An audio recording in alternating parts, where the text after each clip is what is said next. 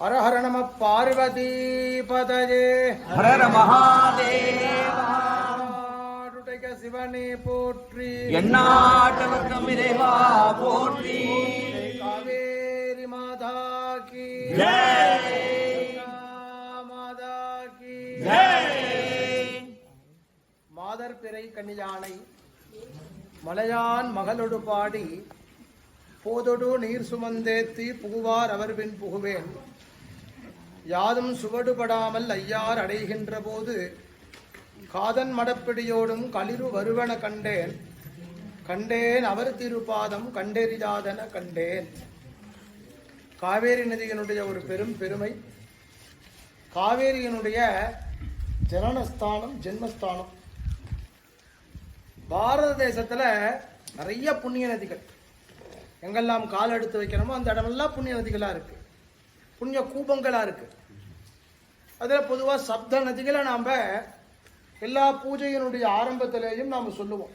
கங்கை ஜமுனே செய்வா கோதாவரி சரஸ்வதி நர்மதா சிந்து காவேரி ஜலேஸ்மின் சந்நிதம் குரு அப்படின்றுவோம்.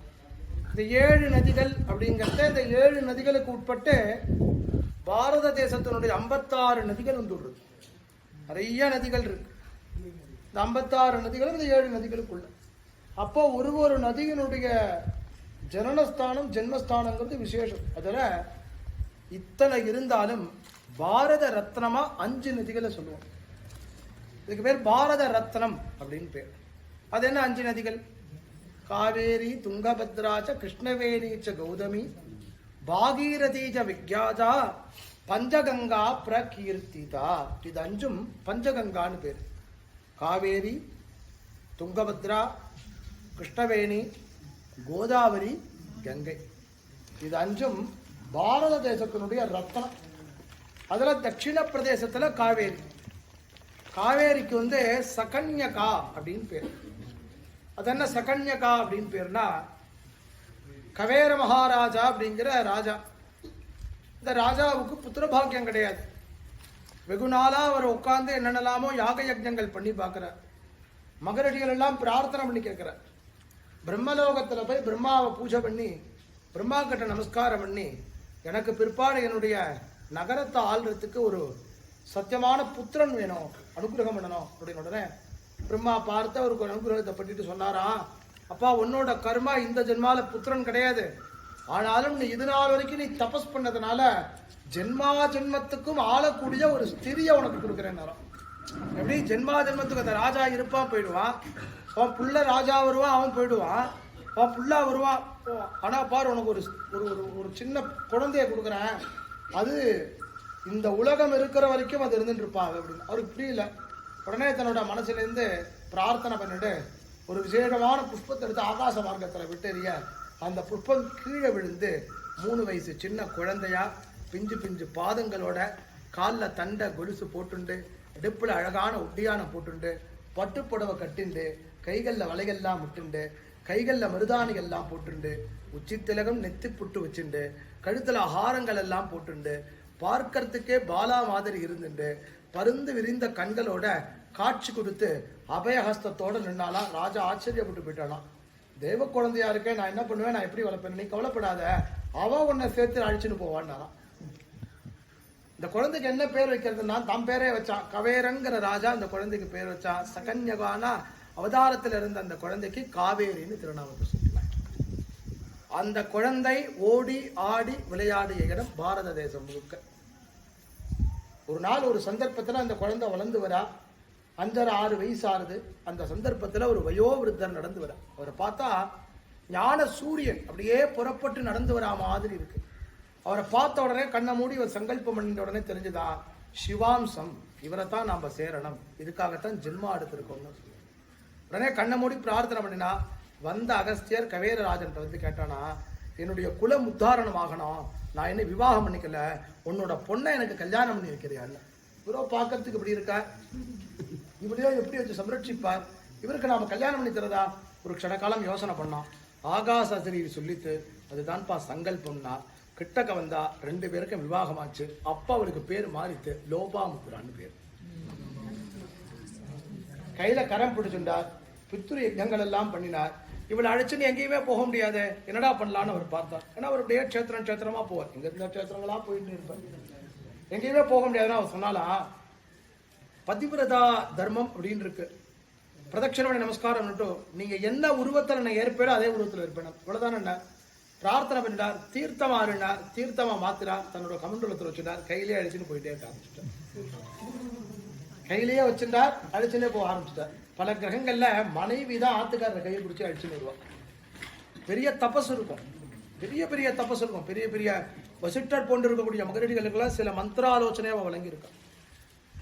அகல்யா போன்றவைகள்லாம் ஆரம்ப காலத்துல பார்த்தோம்னா நிறைய தர்மசாஸ்திர விஷயங்கள் நுட்பமா சொல்லியிருக்கான். திரௌபதி நிறைய சில விஷயங்கள்ல சொல்றத தர்மபுத்திரர் ஏத்துன்னு இருக்கா.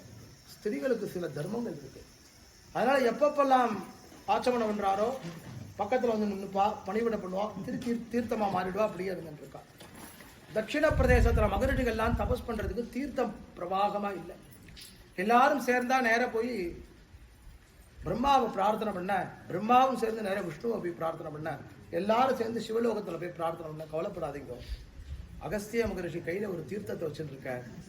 அவர் பூமியில எப்ப சேர்க்கிறாரோ அது தட்சிண பிரதேசம் முழுக்க ஓடி போகும், அப்பேற்பட்ட பெருமையுடையது அது அப்படின்னா. என்ன பண்ணலான்னா எல்லாரும் கணபதியை போய் பிரார்த்தனை பண்ணுவோம்னா, அத்தனை பேரும் போனா ஆனந்த லோகம் போனோம். கணபதியை பிரார்த்தனை பண்ணா என்னன்னா கணபதி பூஜை கைமேல் பல வாக்கு உண்டு, சத்தியம் அதுதான். இவெல்லாம் போய் பிரார்த்தனை பண்ணா கவலைப்படாதீங்க. அப்பதான் பிரம்மகிரின்னு இந்த பர்வதத்துக்கு பேர். இது மேல இருக்கக்கூடிய மலைக்கு பிரம்மகிரின்னு பேர். இந்த பிரம்மகிரியினுடைய உயரத்துல அகத்தியர் உட்கார்ந்துட்டு சந்தியாவந்தனத்துக்காக ஆச்சமனம் பண்ணிட்டு இப்படி கமண்டெடுத்து இப்படி கீழே வச்சுட்டு அப்படியே பிரம்மகிரி அப்படியே பார்த்துன்னு உட்கார்ந்துட்டு இருக்கார். அந்த சந்தர்ப்பத்துல மகாவிஷ்ணுவாகப்பட்டவர் தன்னுடைய ரூபத்தை சௌலபியமா வச்சுட்டு ஆமருக விருட்சமாக நெல்லி மரமாக இந்த இடத்துல தோன்றார். இதெல்லாம் இப்படியே நடந்துட்டே இருக்கிற அந்த சந்தர்ப்பத்துல அப்படி ஆகாச மார்க்கமா ஒரு பட்சி வருது. அந்த பட்சி வேகமா வருது, அகஸ்தியருடைய சிரசுக்கு மேல வருது, அகஸ்தியர் தீர்த்த பாத்திரத்துக்கிட்ட வருது, அப்படி லேசா ஒரு தள்ளிட்டு அப்படியே போடுது. அந்த தீர்த்த பாத்திரம் கமண்டலம் கவழருது, பிரம்மகிரியிலேருந்து ஜலம் ஓடி வருது, ஆமருக விருட்சத்துல படுறது, கீழே வருது, குழந்தையா வடிவம் எடுக்கிறது. அப்படியே பார்த்துட்டு இருக்கார் அகஸ்தியர், கண்விழித்து பார்க்கிறார். என் மனைவிய தட்டி விடக்கூடிய அளவுக்கு யாருக்கு தபசு, ஒரு பறவையினால முடியாது அப்படின்னு யோசிக்கிறார். கண்ணை திறந்து பார்த்தார், கணபதி பிரத்யட்சமா இருக்க. இந்த லோகத்தை உத்தாரணம் பண்ணணும் அப்படிங்கிறதுக்காக பிரம்மாவனுடைய மானச புத்திரி, உனக்கு உத்வாகம் ஆனால்தான் பூமியில பிரவாகமா அம்மா மாதிரி ஓடிப்போய் எல்லாருக்கும் அனுகிரகம் பண்ணுவா. பாரத தேசத்துல காவேரி மாதிரியான புண்ணிய நதி வேற எதுவுமே கிடையாது. என்ன காரணம்னா திரிராத்திரம் ஜாகன வீதியிலே பாஞ்சராத்திரம் துயாவுனே சத்திய புனாது காவேரி பாப ஆமரணான் விதங்கிறது.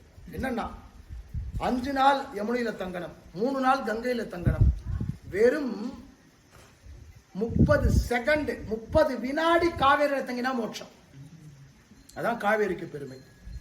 அப்படியே இறங்கி வந்தா ஒரு கூப்பத்துல இருந்து அப்படியே தண்ணி விட்டான். அந்த கூபத்துல இப்ப போய் நீங்க ஸ்நானம் பண்ண போறீங்க பாருங்க, அந்த இடத்துல 32,000 கோடி தீர்த்தம் சங்கமிக்கிறது. 1-2 கிடையாது. பிரம்மாண்டத்துல எத்தனை புண்ணிய தீர்த்தம் உண்டோ அத்தனை புண்ணிய தீர்த்தமும் சங்கமம் ஆகும் இந்த இடத்துல. பிரம்மாவனுடைய சங்கல்பம், விஷ்ணுவனுடைய ரூபம், சிவரூபமான அகஸ்தியர் 3 பேருடைய சம்பந்தம் உடையதுதான் காவேரி. அந்த இடத்துல இருக்கிற கவேர மகாராஜன் திருப்பி தபஸ் பண்ணி வா போகலான்னு தன்னுடைய பொண்ணை அப்படியே அழைச்சிட்டு போய் ஜாஜ்ஜல்யமா இங்கேருந்து அழைச்சிட்டு போய் நம்ம தமிழ்நாட்டில் காவேரி பூம்பட்டினம் வரைக்கும் அழிச்சு கொண்டு போய் அந்த இடத்துல சேர்த்த பெருமை. எப்படி அது ஓடணும், எந்தெந்த வழியில போகணும் அப்படி இப்படி காவேரி வந்த இடங்கள்ல ஒரு பக்கத்திலையும் இன்னொரு பக்கத்திலையும் நிறைய சிவாலயங்கள், நிறைய விஷ்ணுவாலயங்கள், நிறைய ஜீவ சமாதிகள், நிறைய பிருந்தாவனங்கள், இத்தனையும் காவேரி நதிக்கரையில் இருக்கு. பாடல் பெற்ற சிவாலயங்கள் 274 170க்கும் மேல காவிரி நதி தீரத்தில் இருக்கு. திவ்யதேசத்தில் எடுத்துட்டோம்னா 40க்கும் மேற்பட்ட திவ்யதேசங்கள் இந்த பக்கத்தில் இருக்கு. பிருந்தாவனங்கள் எடுத்துட்டோம்னா அத்தனை பேர் ராகவேந்திரர் போன்ற மகான்கள்லாம் காவேரி நதி தீரத்தில் பிறந்தோம். அப்படிங்களா அற்புதமான இந்த கவேர மகாராஜனால் அழைத்து வரப்பட்ட அதனுடைய தலைப்பு ஸ்தானங்கிறதுனால இதற்கு தலக்காவேரியின் பேர். காவேரியினுடைய உத்பவ ஸ்தானம் இது. அங்க காவேரி அம்மனுக்கு விக்கிரகம். மேல போன அகஸ்தியர் ஒரு சிவ பூஜை பண்ணார், சிவபெருமான் இருக்கார். பக்கத்துல கணபதி, அழகான ஒரு கணபதி விக்னேஸ்வரர் இருக்கார். இவெல்லாம் சேர்ந்து நாரத மகரிஷி தான் இத்தனை பேருக்கு என்னென்ன எப்பப்போ பண்ணணும்னு மகரிஷியெல்லாம் சொன்னாலும் அதனால் நாரதர், அகஸ்தியர், தேவர்கள், ரிஷிகள், பிரம்மா, விஷ்ணு, சிவன் இவாளுடைய சம்பந்தத்தோடு உடைய காவேரி கீழே இறங்குறா. கீழே இறங்கினோட இன்னொரு நதி வந்து சேர்றா. அவளுக்கு கபிலான்னு பேரு. ஏற்கனவே ஒரு நதி அந்த இடத்துல வரா, அவளுக்கு சியோஜி அப்படின்னு பேரு. இவா 3 பேர் சங்கமிக்கிறா, திரிவேணி சங்கமம் பேரு. அந்த திரிவேணி சங்கமத்துக்கு பக்கத்துல ஒரு சிவன் கோவில் இருக்கு. அந்த இடத்துல தான் காவேரியை பாகம் பண்ணி பூமி நிலத்தில் விழுது. 4000 அடி உயரக்க இருக்கும், 3000 சொச்சம் மீட்டர், ஏதோ ஒரு கணக்கு சொல்றது மேல வருது. 4000 அடி 1000 சொச்சம் மீட்டர் மேலேருந்து கீழே போகிறதே பூமியை எந்த இடத்துல தொடரமோ அதுக்கப்புறம் தான் பேரே மாறும். அந்த இடத்துல வந்த உடனே அங்க வந்து அகஸ்தியர் சுவாமியை பிரார்த்தனை பண்ணார். பிள்ளையார், சுப்பிரமணியர், சிவபெருமான பாகம் பண்ணி ஸ்தானத்துல வச்சு 3 பேரும் போங்க அப்படின்னு இந்த காவேரி அழகா வெளியே அனுப்பிச்சு வச்ச பெருமை அகஸ்தியருக்கு உண்டு. அதனால எங்க சுப்பிரமணியர், கணபதி, பாகமண்டலேஸ்வரருக்கு சன்னதி கீழே இருக்கு. அதுக்கு பாகமண்டலா அப்படின்னு பேரு. இங்கேருந்து பிரவாகமா ஓடிட்டு வரக்கூடிய காவேரி தான் பஞ்சரங்க கஷேத்திரத்துக்கு பிரதானமா இருக்கு. நாளைக்கு பஞ்சரங்கத்துல பிரதானமா இருக்கக்கூடிய முதல் ரங்கமா இருக்கக்கூடிய ஸ்ரீரங்கப்பட்டத்தை பார்ப்போம். ஏற்கனவே நீங்க சோழ நாட்டுல பார்த்தேன்னு கேட்டாக்க ஸ்ரீரங்கம் பார்க்கலாம். ஸ்ரீரங்கத்தினுடைய அக்கறையில இருக்க அப்பால ரங்கம் பார்க்கலாம். கும்பகோணத்துக்கு போனா சாரங்கம் பார்க்கலாம். மாயவரம் போனா பரிமள ரங்கம் பார்த்தலாம். இது வரைக்கும் சொன்னேன்னா 5 ரங்கம் கிடைக்கும். பஞ்சரங்கம் எல்லாமே காவிரி கரையில இருக்கு. காவிரியில அப்படின்னு கேட்டோம்னா 2 நதி நடுவுல கோவில், எல்லாமே தீவு தீவு தீவு தீவு தீவு மாதிரி இருக்கும். இதுவே அப்படித்தான் இருக்கும். இதுக்கப்புறம் கீழே இறங்கினால ஒரு தீவு மாதிரி தான் இருக்கும். பாகமண்டலாவை சுத்தி தான் அது வந்து ஒரு மாலை சிவபெருமானுக்கு போட்டா எப்படி இருக்குமோ அது மாதிரி வந்து சேரும். அப்பேற்பட்ட அற்புதமுடைய காவேரியினுடைய ஜென்மஸ்தானமான இடத்துல மாத்தியானிக கால ஸ்நானம் தான் ரொம்ப விசேஷம். மாத்தியானிக காலத்துல ஸ்நானம் பண்ண போறோம், சுவாமி தரிசனம் பண்ண போறோம். அத்தனை பேருக்கு சௌபாகியம் ஏற்பட போகுது. ஒரு ஸ்நானத்துக்கு இத்தனையா அப்படின்னா ஸ்நானம் தான் சுவாமியே, தீர்த்தம் தான் எல்லாமே. தீர்த்தானி சர்வதேவதா ஸ்வரூபாணி அப்படிங்கிறார் அப்பர் பெருமான் சொல்றார். சென்றாடும் தீர்த்தங்கள் ஆனார் தாமே அப்படிங்கிறார். எங்கெல்லாம் தீர்த்தக்கரை இருக்கோ அங்கெல்லாம் சுவாமி இருப்பார். அப்பேற்பட்ட பரமேஸ்வரன் நமக்கு அனுகிரகம் பண்ணக்கூடிய காவேரி ஜென்மஸ்தானத்துல ஆனந்தமா சங்கல்பம், ஸ்நானம், சுவாமி தரிசனம் இத்தனையும் கிடைக்க போகுது. சுவாமியினுடைய அனுகிரகம். ஜெய் ஆதி பராசக்தி மாதா கி ஜெய், மாதா கி ஜெய், துர்கா மாதா கி ஜெய், பார்வதி பதயே ஹர ஹர மகாதேவா.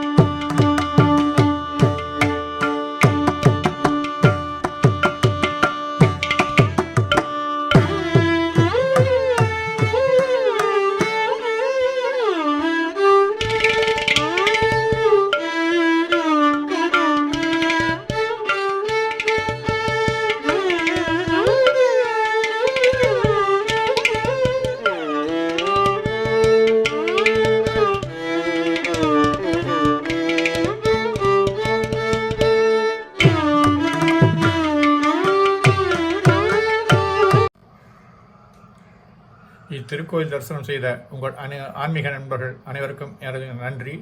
மீண்டும் ஒரு புதிய தரிசனத்தில் தங்களை காண விழைகின்றேன்.